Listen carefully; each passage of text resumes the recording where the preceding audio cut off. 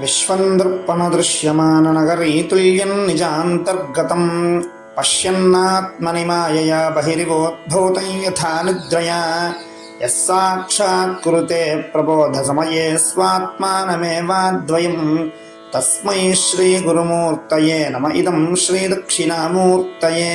बीजस्यान्तरिवाङ्कुरो जगदिदं प्राङ्निर्विकल्पं पुनः मायाकल्पितदेशकालकलना वैचित्र्यचित्रीकृतं मायावीव विजृम्भयत्यपि महायोगी वयस्वेच्छया तस्मै श्रीगुरुमूर्तये नम इदं श्रीदक्षिणामूर्तये।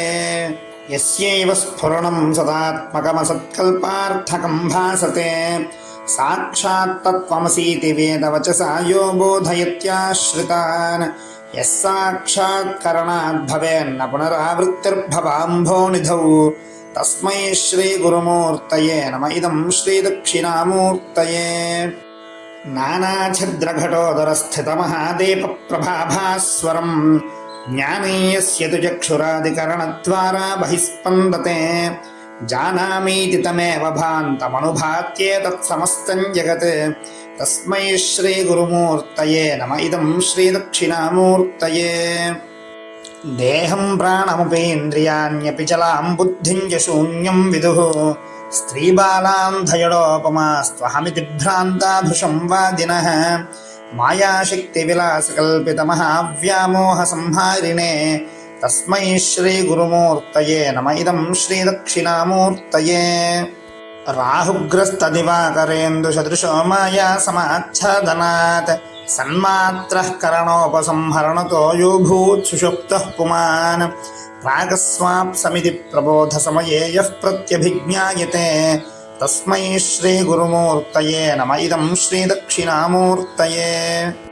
बाल्यादिष्वपि जाग्रदादिषु तथा सर्वास्वस्थास्वपि व्यावृत्तास्वनुवर्तमानमहमित्यन्तस्फुरन्तं सदा स्वात्मानं प्रकटीकरोति भजतां यो मुद्रया भद्रया तस्मै श्रीगुरुमूर्तये नम इदं श्रीदक्षिणामूर्तये।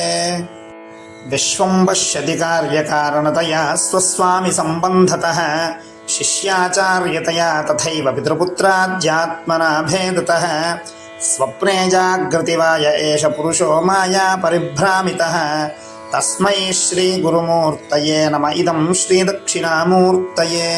भूरुम्भांस्यनिलो निलोऽम्बरवहर्नाथो हिमांशुः पुमान् इत्याभाति चराचरात्मकमिदं यस्यैव मूर्त्यष्टकं नान्यत्किञ्चन विद्यते विमृशतां यस्मात् परस्माद्विभो तस्मै श्रीगुरुमूर्तये नम इदं श्रीदक्षिणामूर्तये।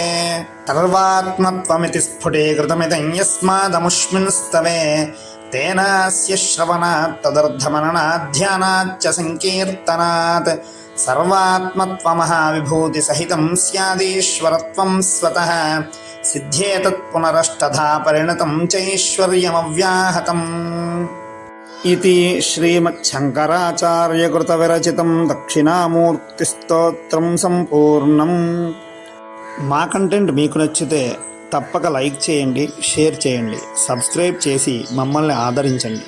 మీ విలువైన సలహాలని తప్పక కామెంట్ రూపంలో తెలియచేయండి.